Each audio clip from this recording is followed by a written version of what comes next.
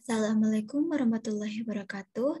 Yang terhormat Ibu Sri Wahyuni selaku dosen pengampu mata kuliah pengantar manajemen, Prodi Ekonomi Pembangunan Fakultas Ekonomi dan Bisnis.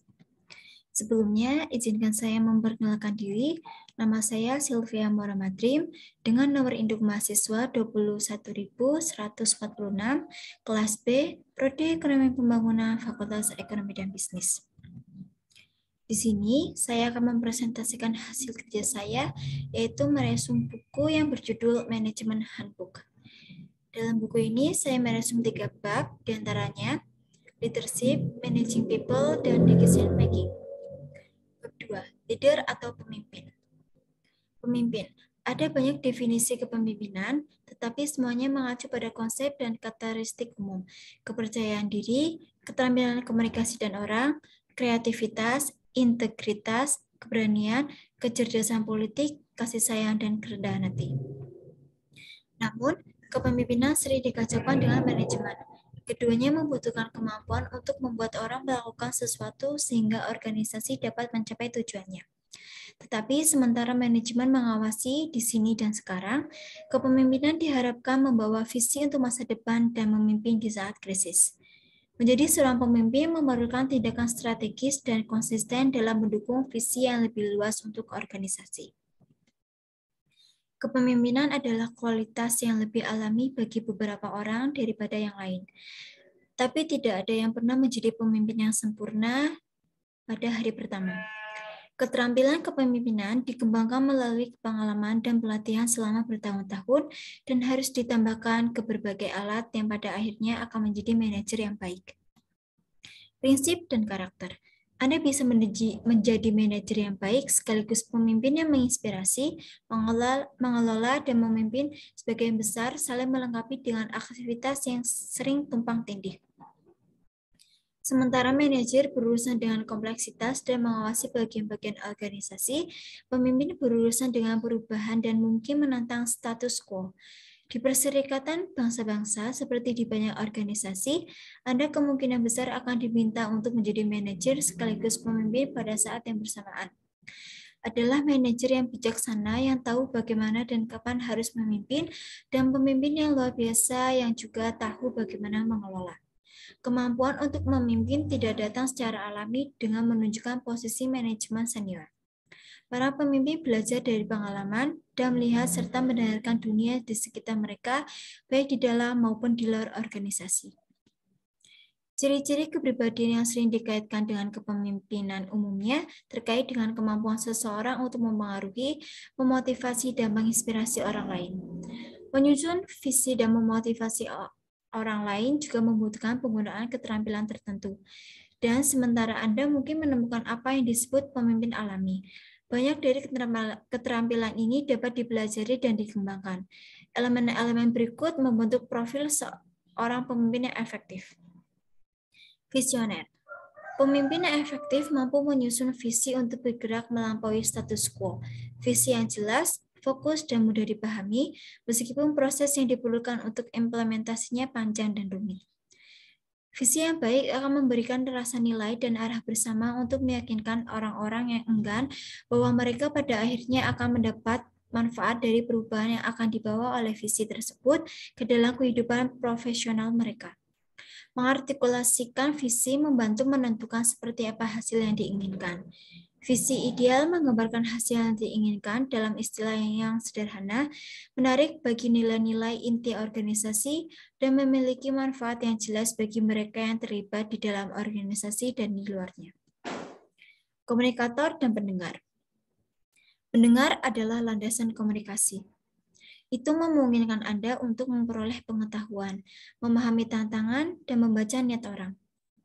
Pemimpin yang baik memahami bahwa mereka tidak memiliki solusi untuk setiap masalah. Kekuatan mereka terletak pada keterbukaan mereka terhadap ide-ide luar dan kemampuan mereka untuk mengintegrasikan pengalaman dan pengetahuan orang lain ke dalam visi mereka. Kegagalan untuk mendengarkan akan selalu menghasilkan masalah di kemudian hari. Komunikasi informal bisa sama pentingnya dengan komunikasi formal. Komunikasi pribadi dan informal juga lebih disukai dalam beberapa konteks budaya. Selain itu, komunikasi nonverbal dapat menjadi yang penting karena sinyal emosional pemimpin diamati dan ditafsirkan dengan cermat oleh semua orang di sekitar mereka. Kemampuan untuk menunjukkan kepercayaan diri dan optimisme, terutama dalam kondisi yang sulit, adalah cara pemimpin yang baik berhasil menginspirasi dan mempengaruhi orang lain. Motivator. Dikatakan bahwa di Perserikatan Bangsa-Bangsa, kepemimpinan yang kuat dan tidak adanya kepemimpinan memiliki efek pengganda yang tidak proporsional. Pemimpin yang kuat menarik staf terbaik dan mengeluarkan yang terbaik dari semua staf. Di mana kepemimpinan tidak ada dan moral buruk. Staf yang bisa pergi, yang lain tetap tinggal, tetapi dapat menjadi kecewa. Sinis, hubungan dengan organisasi, dan terlalu sibuk dengan kondisi layanan dan hak mereka. Para pemimpin memahami bagaimana mengembangkan expedite the corps, melepaskan kekuatan kerja tim, dan mengeluarkan yang terbaik dalam sebuah kelompok. Ini membutuhkan keterampilan interpersonal dan upaya bersama. Seseorang harus menunjukkan bahwa seseorang berusaha untuk terhubung dengan orang-orang dan melibatkan mereka tentang pekerjaan mereka. Penengah. Memahami sifat konflik dan mempelajari keterampilan resolusi konflik sederhana membantu Anda berkontribusi pada lingkungan kerja yang ramah dan adil. Sementara pemicu konflik mungkin sepele. Alasan yang mendasari permusuhan di tempat kerja umumnya luas, dari komunikasi yang buruk hingga bentrokan kepribadian atau gaya kerja yang berbeda. Apapun alasannya, intervensi dini adalah kunci untuk mengelola konflik sebelum menjadi krisis. Langkah pertama dalam menyelesaikan konflik bukanlah menghindarinya, melainkan bertemu dengan para antagonis bersama-sama, mendengarkan apa yang mereka katakan, dan meringkas kepada mereka masalah yang telah mereka gambarkan untuk memastikan ada pemahaman yang sama. Selanjutnya, minta setiap peserta untuk menjelaskan tindakan spesifik yang mereka ingin lihat diambil pihak lain yang akan menyelesaikan perbedaan. Biarkan antagonis tahu bahwa Anda tidak akan memilih pihak dan bahwa Anda mengharapkan individu untuk mengatasi konflik secara proaktif. Terakhir, yakinkanlah kedua belah pihak bahwa Anda memiliki keyakinan pada kemampuan mereka untuk menyelesaikan perbedaan mereka. Tetapkan waktu untuk meninjau kemajuan. Membangun koalisi. Para manajer dengan tepat mendedikasikan banyak upaya untuk mengumpulkan dan memelihara tim kepemimpinan yang berfungsi untuk menyatukan keterampilan dan atribut yang saling melengkapi. Kepemimpinan juga tentang membangun koalisi, baik secara internal maupun eksternal, mempertahankan aliansi strategis dan menjaga lintas hierarki dan lintas budaya. Pemikiran strategis semacam itu membutuhkan kebijaksanaan politik tanpa wajib tercemar secara politik. Ini dimulai di dalam organisasi dengan membangun tim atau tim kepemimpinan yang kohesif dan efektif untuk menangani masalah tertentu. Akuntabel. Pemimpin yang baik membuat keputusan yang baik. Mereka melakukan ini dengan mengidentifikasi dan menilai biaya relatif, manfaat, dan risiko yang melekat dalam setiap keputusan. Mereka juga memiliki keterampilan untuk mengomunikasikan keputusan mereka dengan baik. Hal ini terutama penting ketika keputusan tersebut akan berdampak negatif pada individu atau kelompok orang. Berkepala dingin. Memimpin organisasi atau tim melalui krisis menghadirkan serangkaian tantangannya sendiri. Bencana nasional atau konflik kekerasan membawa tingkat ketidakpastian, urgensi, dan kompleksitas yang tinggi. Orang-orang yang berpaling kepada seorang pemimpin untuk memberi mereka arah, ketenangan, dan kepastian bahwa segala sesuatunya akan menjadi yang terbaik. Dalam sebuah krisis, para pemimpin harus selalu terlihat untuk memberikan jaminan dan menunjukkan bahwa mereka memiliki situasi yang terkendali. Bab 5. Managing people atau mengelola orang. Mengelola orang adalah tentang memberdayakan dan memotivasi staf untuk tampil di level tertinggi mereka, secara individu dan kolektif. Dibutuhkan keterampilan komunikasi yang luar biasa dan ketekunan yang konstan untuk memastikan bahwa pekerjaan setiap anggota staf dan unit secara keseluruhan memuaskan dan berkelanjutan. Mengelola orang selalu menjadi tantangan, tetapi terlebih lagi di Perserikatan Bangsa-Bangsa. Personel sipil nasional dan internasional bekerja berdampingan dengan militer dan polisi. Tenaga kerja terus berubah saat personel bergabung dan tinggal dalam misi untuk periode waktu yang berbeda. Kualitas personal juga bervariasi dalam keterampilan, pengalaman, dan motivasi. Mandat misi dapat berubah setiap 6 bulan. Konflik antara staf lapangan muncul dengan mudah dalam lingkungan kerja yang beragam secara budaya dan bahasa, di mana staf berada di bawah tekanan tambahan dan sering terpisah dari keluarga. Selain itu, kondisi layanan didasarkan pada kelas dan status, dan sistem promosi terpusat, sangat lambat dan birokratis, sehingga memungkinkan manajer memiliki sedikit ruang untuk memengaruhi kemajuan atau kompensasi staf yang mereka awasi. Prinsip dan praktek. Untuk menjadi manajer orang yang sukses, seseorang harus menciptakan lingkungan kerja yang mendukung dan memotivasi staf untuk melakukan yang terbaik. Manajer yang tahu bagaimana melakukan ini dikatakan memiliki keterampilan orang. Mereka menciptakan budaya dan suasana kerja yang akan membantu staf mereka unggul dan bergaul dengan baik dengan orang lain dalam organisasi. Aspek penting dari manajemen orang sukses yang tercakup dalam bab ini meliputi dialog terbuka dengan staf. Berusahalah secara sadar untuk dapat diakses oleh staf Anda. Untuk memperlakukan mereka sebagai individu yang pendapatannya dihargai dan dihormati, libatkanlah mereka dalam keputusan dan delegasikan jika perlu. Luangkan waktu untuk berbicara dengan mereka secara individu. Mengetahui bagaimana menggunakan alat manajemen yang disediakan oleh organisasi. Memahami dan menyampaikan kegunaan deskripsi pekerjaan, kerangka acuan pengumuman lowongan, rencana kerja unit, rencana kerja individu, dan sistem penilaian kinerja, misalnya EPAS. Yang terakhir ini terutama penting ketika mencoba untuk mengatasi kinerja yang buruk. Tahu bagaimana menghubungkan kinerja dengan intensif positif dan konsekuensi negatif. Carilah cara untuk menghargai kinerja yang baik. Tulis ucapan selamat melalui email atau berikan penghargaan secara publik kepada staf atas pekerjaan yang dilakukan dengan baik. Dokumentasikan kinerja yang buruk dalam alat formal seperti EPAS dan rencana peningkatan kinerja. Hormati kehidupan pribadi staf Anda. Saat ini, sekitar 70% staf internasional dalam misi perdamaian memiliki pasangan atau anak yang menjadi tanggungan dalam rumah tangga mereka. Pahami bahwa staf nasional dan internasional Anda memiliki kehidupan di luar kantor dan pos tugas, dan waktu istirahat meningkatkan kinerja di tempat kerja. Dorong staf untuk mengambil cuti dan hak istirahat dan pemulihan. Pemberdayaan melalui informasi. Manajer memperoleh informasi melalui berbagai cara. Mereka menghadiri pertemuan dengan pemimpin senior dan manajer misi lainnya, serta jamuan makan dan resepsi di luar misi. Mereka juga berinteraksi dengan orang-orang dari bagian lain organisasi dan memiliki akses ke email dan laporan tentang berbagai masalah yang secara rutin diedarkan kepada manajer. Namun, manajer sering cenderung menyimpan informasi untuk diri mereka sendiri. Jika hanya karena berbagai informasi membutuhkan waktu, hal ini sering kontraproduktif.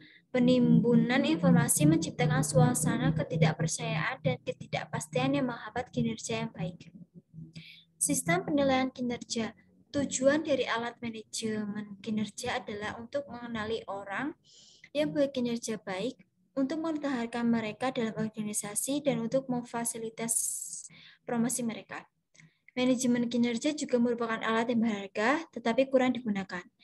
Untuk memperbaiki kinerja yang buruk dan dalam skenario terburuk, untuk menghukum atau memberhentikan staf yang bekerja buruk secara kronis, sistem ini juga diharapkan dapat mendorong komunikasi yang berkelanjutan tentang tujuan dan metode individu. Sistem penilaian kinerja biasanya mencakup 3 komponen dasar, yaitu 1. Rencana kerja unit, 2. Rencana kerja individu, dan yang terakhir penilaian akhir siklus. Bab 6. Decision making atau pengambilan keputusan. Pengambilan keputusan yang efektif adalah proses terdefinisi untuk membantu mengidentifikasi dan pilih tindakan terbaik di antara beberapa pilihan alternatif berdasarkan tujuan dan evaluasi konsekuensi yang mungkin. Beberapa keputusan relatif sederhana dan tidak penting. Lainnya adalah penting dan dapat melibatkan beberapa faktor yang kompleks dan saling terkait, seperti ketidakpastian atau kurang informasi, resiko tinggi, banyak pemangku kepentingan atau konsekuensi yang tidak terduga. Setiap keputusan mengandung risiko. Ketidakpastian tidak akan pernah bisa dihilangkan sepenuhnya. Keputusan selalu diambil dengan informasi yang tidak lengkap dan tingkat ketidakpastian tentang reaksi di masa depan. Namun, keputusan yang baik bukanlah suatu kebetulan. Dengan mengingat kesulitan-kesulitan ini, cara terbaik untuk membuat keputusan yang kompleks adalah dengan menggunakan proses yang ditentukan. Terkadang, membuat keputusan adalah proses yang panjang. Prinsip dan praktek. Keputusan biasanya berdampak pada berbagai bagian organisasi. Jika bukan organisasi secara keseluruhan dan dapat mempengaruhi sejumlah besar orang di dalam dan di luar organisasi. Untuk alasan ini, pengambilan keputusan membutuhkan pemikiran sistem, memahami bagaimana hal-hal mempengaruhi satu sama lain. Beberapa keputusan dapat diambil sendiri. Ini bukan hanya karena dalam organisasi besar banyak yang secara formal terlibat dalam proses pengambilan keputusan, tetapi juga karena keputusan perlu diimplementasikan dan implementasi hampir selalu memerlukan upaya gabungan dari berbagai orang. Konsultasi pemangku kepentingan dalam proses pengambilan keputusan biasanya memfasilitasi implementasi. Proses pengambilan keputusan yang sistematis membantu Anda melanjutkan langkah-langkah kritis yang seharusnya mengarah pada keputusan yang tepat. Dengan pendekatan yang terorganisir, Anda cenderung kehilangan faktor-faktor penting dan lebih mungkin membuat keputusan yang baik. Pendekatan yang baik untuk mengambil keputusan harus mencakup hal-hal berikut. Di antaranya, 1. Tentukan masalah dan tujuannya. 2. Pilih proses pengambilan keputusannya. 3. Menghasilkan pilihan alternatif. Mengkomunikasikan dan mengimplementasikan keputusan. Tentukan masalah dan tujuan Anda. Langkah pertama adalah mendefinisikan dengan jelas masalah yang perlu ditangani dan apa yang ingin Anda capai dengan keputusan Anda. Ada beberapa alat yang dapat membantu untuk menentukan masalah. Yang paling sederhana adalah 5 mengapa. Tanyakan mengapa setidaknya 5 kali untuk mencoba menemukan itu sumber dari itu masalah. Dia menjawab hai itu pertama mengapa akan meminta Anda untuk menanyakan mengapa yang lain. Dan jawaban untuk mengapa kedua akan meminta yang lain. Dan seterusnya. Ini adalah alat sederhana dan cepat untuk membantu Anda lebih dekat dengan akar penyebab masalah. Untuk masalah yang lebih kompleks, alat yang lebih baik adalah diagram sebab dan akibat. Juga disebut diagram tulang.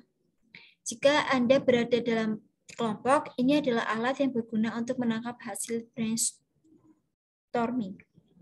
Pilih proses. Setidaknya ada 3 faktor yang mempengaruhi pilihan bagaimana membuat keputusan. 1. Pentingnya keputusan. Semakin tinggi kepentingannya, semakin besar kemungkinan Anda untuk melibatkan orang lain dalam proses pengambilan keputusan. 2. Tingkat komitmen. Semakin banyak orang perlu menyetujui keputusan, semakin Anda harus melibatkan orang-orang ini dalam proses pengambilan keputusan. 3. Jumlah waktu. Semakin banyak waktu yang Anda miliki, semakin banyak kesempatan yang Anda miliki untuk melibatkan orang lain. Membuat keputusan tanpa berkonsultasi dengan siapapun lebih efisien, tetapi jarang merupakan tindakan terbaik. Mungkin merupakan praktek yang baik untuk membuat keputusan sendiri, tetapi hanya jika 1. Anda memiliki keahlian lebih pada subjek daripada yang lain. 2. Ini adalah situasi akrab yang berhasil Anda atasi di masa lalu. 3. Rekan-rekan Anda akan menerima keputusan Anda. 4. Ada sedikit waktu yang tersedia. Hasilkan alternatif. Setiap situasi memiliki pilihan alternatif dan pengelolaan yang efektif memerlukan pengeluaran waktu untuk menghasilkan dan mempertimbangkan alternatif. Ini adalah langkah ketika Anda harus mengumpulkan semua informasi yang diperlukan, yaitu 1. Ajukan pertanyaan. 2. Mengumpulkan dokumen. 3. Mengeksplorasi pelajaran masa lalu dari kasus serupa, yaitu pelajaran yang dipetik. 4. Mencari nasihat dari mereka yang pernah menangani masalah serupa di masa lalu, seperti pendahulu Anda atau seseorang di misi lain. 3. Analisis komisi jika waktu memungkinkan. Sekian presentasi dari saya, kurang lebihnya mohon maaf. Wassalamualaikum warahmatullahi wabarakatuh.